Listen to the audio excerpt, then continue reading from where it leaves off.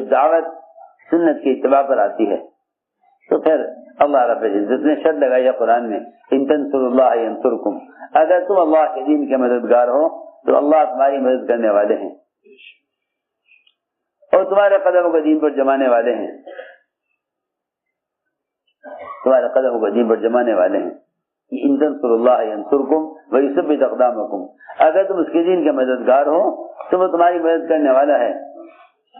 اس لیے سب سے زیادہ باطل کا رعب دلوں سے نکلنے کے لیے سبب دعوت ہے۔ سنو، قرآن اللہ نے فرمایا ہے کہ جو اللہ کے دین کا پیغام بندوں تک پہنچاتے ہیں اللہ ان کے دلوں سے اپنے غیر کا خوف نکال دیتے ہیں۔ دو موقع ہیں قرآن میں جہاں دین کا پیغام پہنچانے پر اللہ کے غیر کا رعب اور باطل کا خوف دلوں سے نکلنے کا وعدہ ہے، دو موقعوں پر۔ ایک تو ان لوگوں سے جو مشرک اعمال سے آباد رکھتے ہیں، کیونکہ وہ لوگوں کو دعوت دے کر انہیں خیر کی طرف، عمل کی طرف اور اللہ سے جوڑنے کی طرف لے کر آتے ہیں۔ ایک تو ان سے فرمایا لن یخشى الا اللہ، کہ اللہ کے غیر سے ڈریں گے نہیں، اللہ کے غیر سے ڈریں گے نہیں۔ اور دوسرے یہ فرمایا کہ جو اللہ کے دین کا پیغام خود لے کر جائیں گے بندوں کی طرف، الذین یبلغون رسالات اللہ۔ ہم مختلف آلات اور ذرائع سے دین کا پیغام بھیج کر سمجھتے ہیں کہ ہم تبلیغ کر رہے ہیں، حالانکہ تبلیغ کا لفظ توجہ سے بات سننا، تبلیغ کا لفظ صرف اسی طریقے پر فٹ ہوتا ہے جو طریقہ تبلیغ کا محمد صلی اللہ علیہ وسلم کا ہے، جو طریقہ تبلیغ کا اسی طریقہ تبلیغ پر تبلیغ کا لفظ استعمال ہوتا ہے، اسی طریقہ تبلیغ پر تبلیغ کا لفظ استعمال ہوتا ہے جو طریقہ تبلیغ محمد صلی اللہ علیہ وسلم کا ہے۔ اللہ نے فرمایا ان لم تفعل فما بلغت رسالتہ۔ اس زمانے میں تو لوگ اخبار رسائل کے ذریعے سے دعوت دے کر لکھ دیتے ہیں وما علینا الا البلاغ، ہمارے جن پہنچانے نے پہنچا دیا، ما علینا الا البلاغ۔ محمد صلی اللہ علیہ وسلم نے اتنی کوشش سے خود پہنچایا کہ جب اللہ نے دیکھا کہ آپ اس کوشش میں آپ کو ہلاک کر لیں گے تو اللہ نے فرمایا ما علیک الا البلاغ، آپ کے ذمہ ہدایت دینا نہیں ہے، آپ کے ذمہ تو صرف پہنچا دینا ہے۔ جی ہاں، ہم تو اس طریقے کو بالکل چھوڑ کر کہتے ہیں کہ ہم نے پہنچا دیا۔ سنو تو صحیح، ہم آپ کے طریقے کو بالکل چھوڑ کر سمجھتے ہیں کہ ہم نے پہنچا دیا، اور آپ صلی اللہ علیہ وسلم نے ساری جان اور مال اور سارا وقت اس کام میں کھپا کر پھر یہ فرما رہے ہیں آخر میں الا هل بلغت، پہنچایا نہیں پہنچایا؟ صحابہ نے عرض کیا کہ ہاں آپ نے پہنچا دیا۔ آپ نے 3 مرتبہ اللہ کو گواہ بنایا ان کی بات پر، اللہم اشہد، 3 مرتبہ فرمایا تاکہ قیامت کے دن اللہ تعالی جب پوچھے قوموں سے، امت سے کہ نبی نے پیغام پہنچایا تھا، تو قومیں کہیں کہ ہاں نبی نے پیغام پہنچا دیا تھا۔ میں نے عرض کیا کہ اس لیے میرے دوستوں عزیزوں، تبلیغ کا جو اصل مفہوم اور مطلب ہے وہ یہ کہ امت تک دین کا پیغام خود پہنچاؤ، امت تک دین کا پیغام خود پہنچاؤ۔ سب سے نے عرض کیا تھا کہ سب سے پہلی بنیادی سنت یہ ہے کہ دعوت کو سنت پر لایا جائے، دعوت کو سنت پر لایا جائے، دعوت کو سنت پر لایا جائے، تو پھر جتنے وعدے اللہ تعالیٰ نے اس پر کیے ہیں وہ سارے وعدے پورے ہوں گے،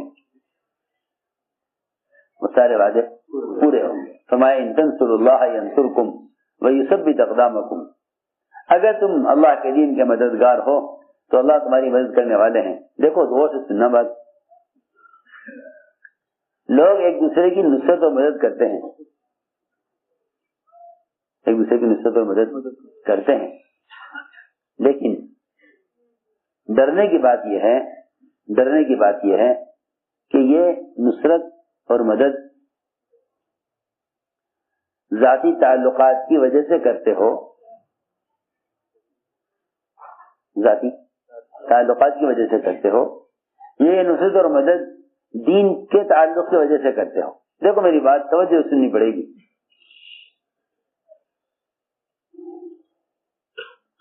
دین کی نصرت ذاتی تعلقات کی وجہ سے کرتے ہو، یہ دین کی نصرت دین کے تعلق کی وجہ سے کرتے ہو. دو طرح کے تعلقات ہیں.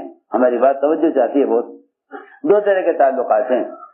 ایک شخصی تعلق ہوتا ہے، ایک شخصی تعلق ہوتا ہے کہ جی ہمارا تعلق فلاں سے ہے، ہمارا تعلق فلاں سے، ہمارا تعلق فلاں سے ہے.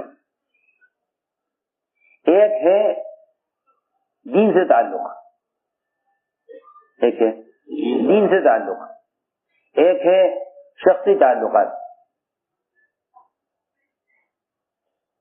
اگر شخصی تعلقات کی وجہ سے مدد کر رہا ہے، اگر شخصی تعلقات کی وجہ سے مدد کر رہا ہے تو مخلص نہیں ہے. سیدھی بات. اگر شخصی تعلقات کی وجہ سے مدد کر رہا ہے تو مخلص نہیں ہے. مخلص وہ ہے جو دین کی مدد اور دین کی نصرت کرنے میں یہ نہ دیکھے کہ بھئی یہ کون صاحب ہیں جن کا کہ ہم مدد کریں، یا یہ کون صاحب ہیں جن کا ہم ساتھ دیں، یا کون صاحب ہیں جن کی بات کی ہم تائید کریں. کہ یہ مت دیکھو، کیونکہ اگر تم نے دین کی مدد کرنے میں اس پر غور کیا کہ جن کا ہم ساتھ دے رہے ہیں یہ کون ہیں، تو اس کا مطلب یہ ہے کہ پھر آپ دین کی نصرت نہیں کر رہے، پھر تو آپ اپنے متعلق کی مدد کر رہے ہیں. میری بات بہت توجہ چاہتی ہے. اس لیے کہ اگر کسی کا ساتھ دیا گیا، اگر کسی کی مدد کی گئی ذاتی تعلقات کی بنیاد پر تو امت بکھر جائے گی. تو امت پکی بات، امت بکھر جائے گی. اور اگر مدد کی گئی صرف دین کو قائم کرنے کے لیے تو امت مجتمع ہو جائے گی. امت مجتمع ہو جائے گی، کیونکہ دین ایک ہے. دین ایک ہے. اگر دین کی مدد کی گئی دین کے لیے تو امت مجتمع ہو جائے گی. اور اگر مدد کو پکارا گیا یا کسی کی مدد کی اس کے ذاتی تعلقات کی وجہ سے تو امت بکھر جائے گی. وہ ان کا ساتھ دیں گے، وہ ان کا ساتھ دیں گے، وہ یہ کہیں گے جی ہم کیا کر سکتے ہیں، یہ ہمارے قبیلے کے ہیں، ہماری قوم کے ہیں، ہمارے خاندان کے ہیں، ہم ان کو نہیں چھوڑ سکتے. بات تو آپ کی بالکل ٹھیک ہے، بات تو آپ کی 100% ٹھیک ہے، اور قرآن حدیث میں سب کچھ موجود ہے. لیکن ہم کیا کریں؟ ہمیں اپنے قوم قبیلے اپنے تعلقات کو قائم رکھنے کے لیے میں بہت اہم بات کر رہا. حضور اکرم صلی اللہ علیہ وسلم نے اس امت کو قیامت تک کے لیے ہر ایسے موڑ سے آگاہ کر دیا تھا جس موڑ پر آ کر امت بکھر جاوے، جس میں ایک بات یہ بھی تھی کہ تم کسی کی مدد اور نصرت اس لیے مت کرو کہ ہمارے اس کے تعلقات ہیں.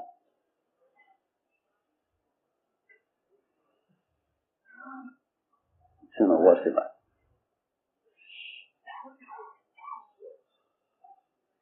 ایک دوسرے کو اپنی مدد کے لیے پکارنا، اس پکارنے کے دو موقع ہیں. ایک پکارا جاتا ہے اپنی مدد کے لیے، ایک پکارا جاتا ہے دین کی مدد کے لیے. دو موقع ہیں.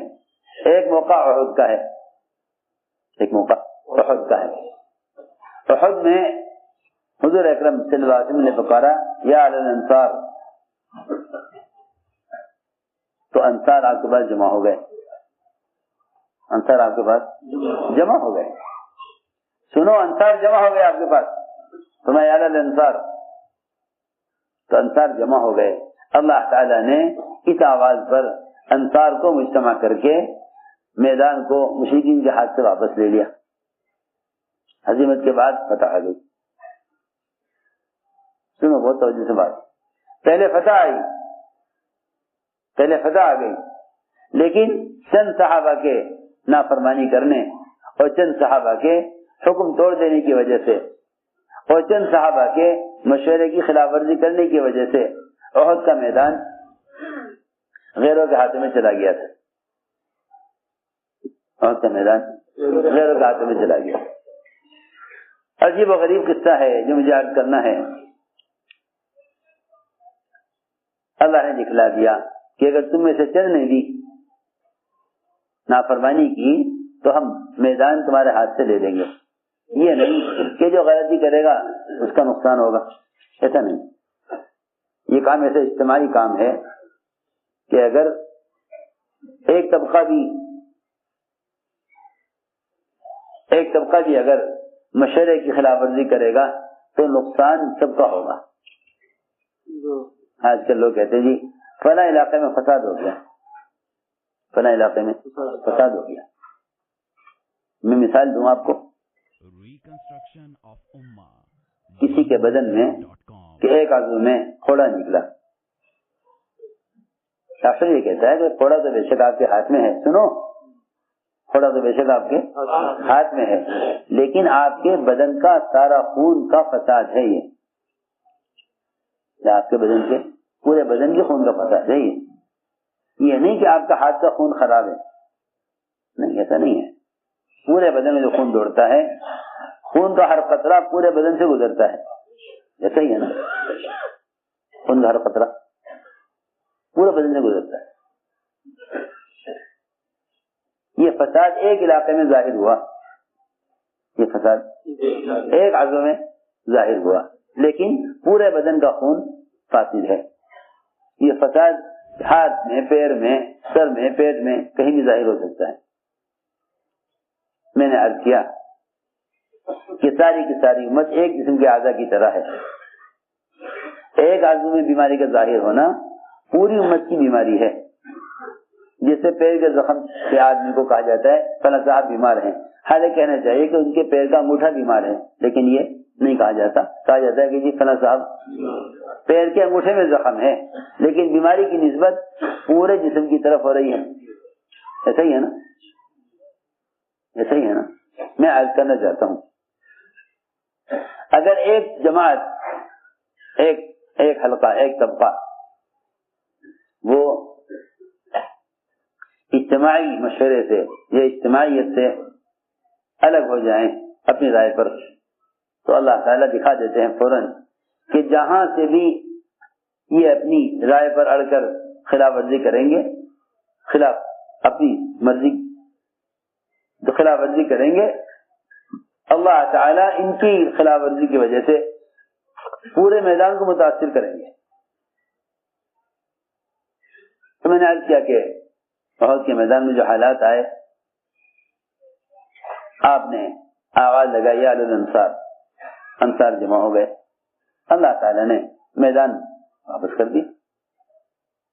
دیکھو تم نبی کی آواز پر جمع ہو جاؤ گے تو ہم تمہیں میدان واپس کر دیں گے، اور جب تم نبی کے فیصلے کے خلاف کام کرو گے تو میدان تمہارے ہاتھ سے چھین لیں گے.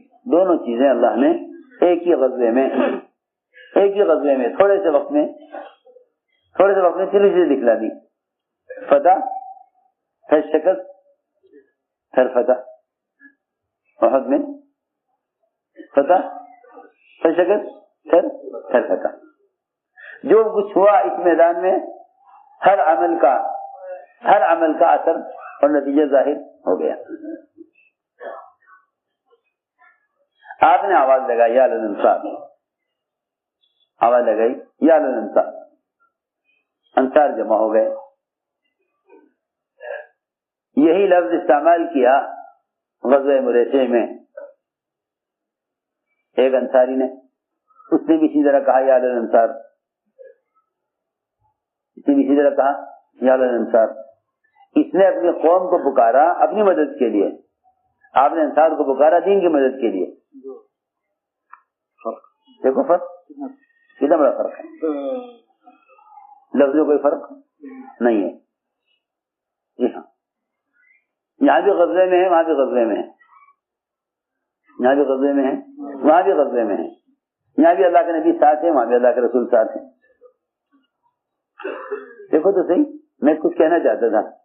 ایک ہوتا ہے مدد کرنا شخصی تعلقات کی وجہ سے، اور اپنی ذاتی مدد کے لیے کسی کو پکارنا کہ میری مدد کرو. ایک پکارنا ہوتا ہے دین کی مدد کے لیے. یہی لفظ آپ نے پکارا غزوہ احد میں دین کی مدد کے، یا للانصار، انصار مجتمع ہو گئے، اللہ نے میدان واپس کر دیا. یہی لفظ پکارا صحابی نے غزوہ مریسی میں، یا للانصار، انصار میری مدد کرو، مجھے مہاجرین نے مارا ہے. تو اسی لفظ کو آپ نے فرمایا بڑا بدبودار لفظ ہے. بڑا دیکھو تو صحیح، ایک ہی لفظ آپ فرما رہے ہیں تو محبوب، اور وہ انصاری نے پکارا یہ لفظ تو مذموم، برا. میں یہ سمجھانا چاہتا تھا کہ بے شک مدد کرو، مگر یہ دیکھو کہ مدد ذاتی تعلقات کی وجہ سے کر رہے ہو یا کام کے لیے کر رہے ہو. اگر کام کے لیے کر رہے ہو مدد، پھر تو کام ایک ہے، دین ایک ہے، قرآن حدیث کھلا ہوا ہے. کام کی حقانیت کا تقاضا یہ ہے، کام کے حق ہونے کا تقاضا یہ ہے کہ سب ایک دوسرے کی مدد میں مجتمع ہو جائیں.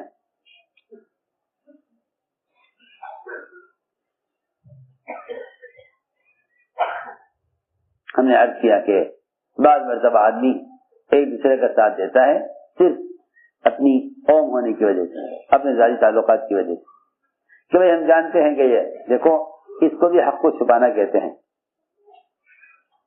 اس کو بھی حق کو چھپانا. اور مداہنت یہی ہے کہ آدمی حق بات کو چھپا جائے